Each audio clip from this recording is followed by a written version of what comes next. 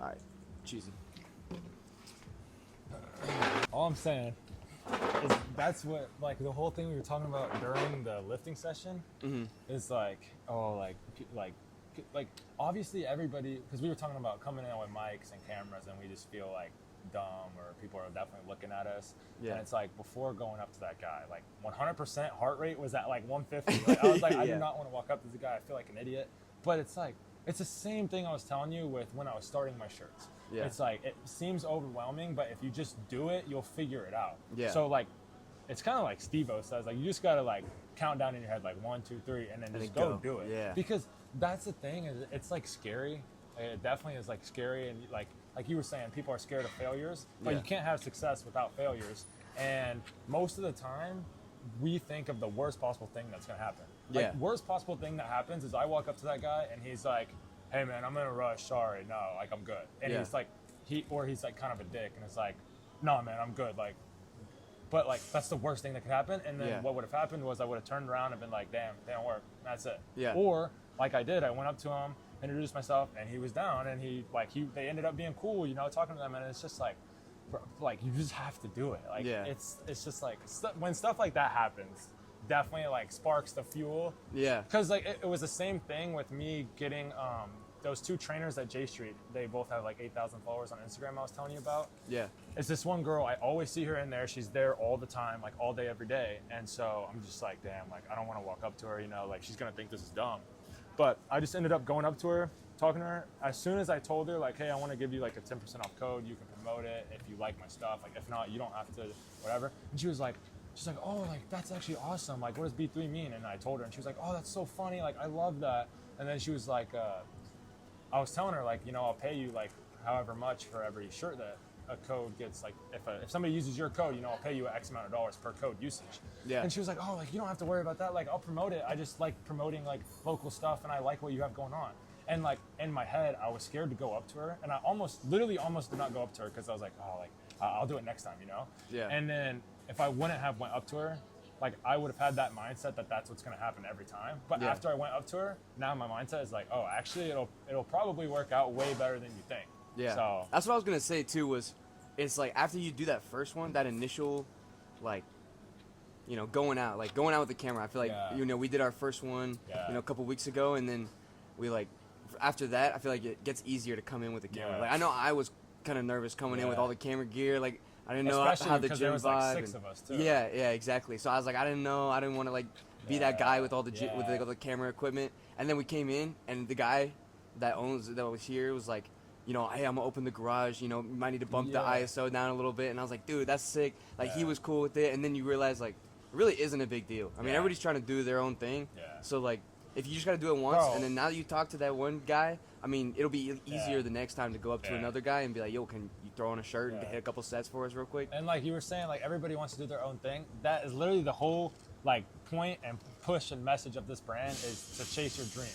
Yeah. So it's like, why would I come in here? Like I'm chasing my dreams and doing this, but I'm really gonna bitch out and like get scared to go up to that guy. Like I need to be the guy setting the example and doing that so I can push the message and be like, look at what like you can accomplish in a short amount of time if you really do it, and really it just comes down to not caring what other people think. Because at the end of the day, like my mindset is I have one life on this earth. Like say I have like 70 years on this earth, right? Why the fuck would I not try to do something that like basically I guess people think is delusional? Like if I wanted to be, you know, a rapper, it's like why would I not try? Like we're all gonna die at some point, and so it's like. It's more delusional to me to not chase your dreams rather than to like think like, oh, it's never gonna happen, so I'm not gonna chase them. It's like, I don't know. It baffles me sometimes, but and it's kind of hard to put it in words. I feel like when I talk about it, like I'm so sporadic, but it's just because I like think so much about it that it's like I don't even know how to like form a conversation about it. You know? Yeah. Like, I feel like sometimes when we're talking about stuff and like I just like go off on so many tangents. Yeah. But it's just like I just have so many like thoughts and things that I like try to say that I just like get so sidetracked. Yeah. I get that, man. And everybody's got their own thing that they want to do, and I meet a lot of people who, you know, I'm like, oh, what's your major? You know, because you know we're both I'm in college. I'm like, oh, yo, what's your major? And they're like, oh, I'm doing, you know, finance and accounting. And I'm like, oh, that's sick. Like, what do you want to do with that? You want to go, you know, be an accountant at some big firm, and they're like, yeah, you know, whatever job I get, just because I have to, you know, it's like, and then I'm like, okay, well, what would you want to do? And then they say something completely different, like I want to be, you know, a professional bowler or something like that. And I'm like, why didn't you go try to be a bowler at least? Like at least make, you know, I think about this stuff all the time with the media. It's like, I'm going to try and push and do the media stuff, and I'm going to try as hard as I can because that's what I'm passionate about, and I just enjoy doing it. And so if I fail, then I just bounce back and I do my degree, which is in speech therapy. So I have like my fail safe is what I would have been doing to begin with. Yeah, you know what I mean? facts. So like if you have like a your plan B. Yeah, like your plan B can be, you know, your finance and accounting or the construction job or whatever, you know, like whatever you're doing right now, that's you know, maintain that. But if you have a dream and you want to go do something, then try and go do it. Because if you fail, the worst thing that's going to happen is you're just going to go back to plan A. So try and, you know, push for it. This is my thing, and this is going to sound bad, but I definitely firmly believe that, like, if you have a dream, like for me, if I wanted to do this clothing brand, right, and I want to be, like, I saw a quote the other day that was fire. It was like, why would I try to be the next Young LA, or why would I try to be the next Anaka Power when I could be the first BTHREE? And then I was like, damn, that's kind of tough. That's fire. But it's like, going with that though, it's like if I wanted to be the next Young LA, right? It's like I feel like if I weren't able to accomplish that in 10 years, I would feel like I didn't try hard enough. Like I firmly believe there's no way I don't have what it takes, or I can't do what needs to be done to be able to accomplish like what they have accomplished. And then I feel like people think like, oh, it'll never happen. But I just don't understand how somebody could think that. I just firmly believe that, like, if you have a dream and you want to do something and you seriously put 100% of your efforts into it for at least 5 years, there's no way something doesn't happen. Like, if you were to want to be a gym influencer and you started posting every day, every other day or something, high quality videos, and put your all into it, there's no way it doesn't work out in like 5 years from now. And people think like, oh, I'm gonna do this or I'm gonna do that, and then they do it for like 2 months and then they don't see any results and they quit. But it's like that one meme or like that one photo you see where the dude's digging in the dirt. For like, imagine you're like digging in the dirt for like 3 years and then you're like 2 days away from hitting your one viral video and you quit. It's like, I just feel like there's no way if you consistently do it for like at least 5 years. I say that because I saw a video of Alex Hormozy, and he's some business guy, like entrepreneur. And he makes some good YouTube videos. But he was basically saying that his mentor, he was getting mentored by somebody when he first started. And he was like, yeah, like this is what I want to do. I want to start like a gym and a training thing. And he was like, I'm going to at least give this 5 years. And if it doesn't work out by then that's when I'm going to decide like if I want to continue doing it or not. And the guy was like, I've never heard anybody say that they're going to give it 5 years. Like they always say like, they'll always quit after like 2 months, 6 months, or a year or whatever. But it's like, my mindset is I'm doing this, well, one, until it works, but two, for like at least 5 years. But I don't know. Evan and I talk about this quote all the time that he tells me is like, most people overestimate what they can do in a year and underestimate what they can do in 2 to 5. You know, because like you said, everybody does it for like, you know, a couple months, and they're like, oh, well, I'm not really seeing any results. And you can do stuff and not see results for years, like you were saying, and you got to just keep going. Like and the thing is, that's why you got to find something that you really enjoy doing. You know, like you enjoy making the clothes, you enjoy the process of the business. I enjoy the media stuff, so I'm just gonna keep doing it. You know. Bro, this kind of contradicts what we're doing right now. Real quick, let me make sure it's still recording. This kind of contradicts what we're doing right now, but me and you are working together, so it's a little different. But I did see a thing that is so facts. It was like basically, okay, well, this is what I'm basing this whole thing off of, is actions speak louder than words. So I used to do this a lot. I used to be like, bro, like I'm about to start this, like it's gonna be fire. Like with the clothes too, before I actually started it. For a long time, like 4 months, I had like a 4 month phase of me just saying like, oh, I need to order this shirt. It's going to be so fire once it comes in. But I never actually ordered it or did anything. And it was just like, I would just tell everybody, or like not everybody, like my friends and stuff, you know, like I would talk the talk, but I wouldn't walk the walk. Like I never actually did it. Or I was like, I'm going to spend like 3 hours a day doing this and it's going to turn into something great. And then I never did.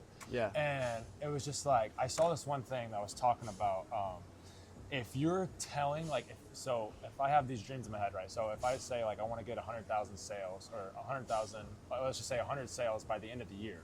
If I were to tell myself or tell other people like, this is my plan, I'm gonna do this and that, I have the same dopamine release in my brain as it actually happening.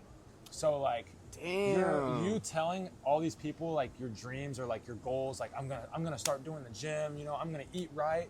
You're getting the same dopamine release in your brain as if you were actually eating right and doing good. And I feel like that's why a bunch of people like will catch themselves being like, all right, Monday I'm going to the gym, blah blah blah, and then Monday comes around and then they sleep in and they don't go to the gym.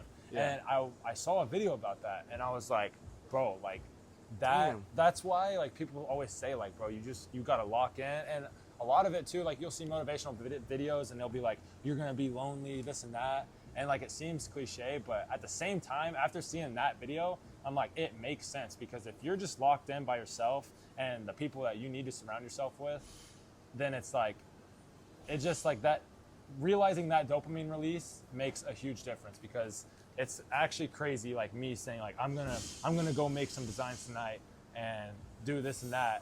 Like once you get that dopamine release, your brain doesn't like crave that anymore. Yeah. But if you keep it internally, you'll only get that release once you've actually done the work that you said you were gonna do.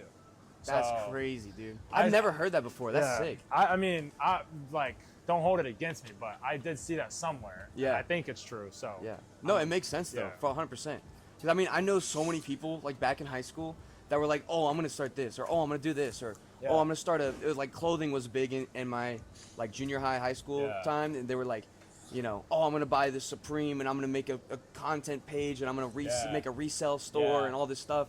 And then I'd be like, oh, sick. And then like at the end of the year, I'd be like, oh, how's that going? And they'd be like, oh yeah, I never actually did that. And it's like, that makes so much sense, because I've even found myself doing that too. I feel like everybody has. Yeah, really. Yeah. I'm like, oh man, I'm gonna make this video, and then like the time rolls around where I was gonna make it, and it was some like personal like fun project, and then I'm like, you know, I told everybody I was gonna do it. I was like, I'm good, you know.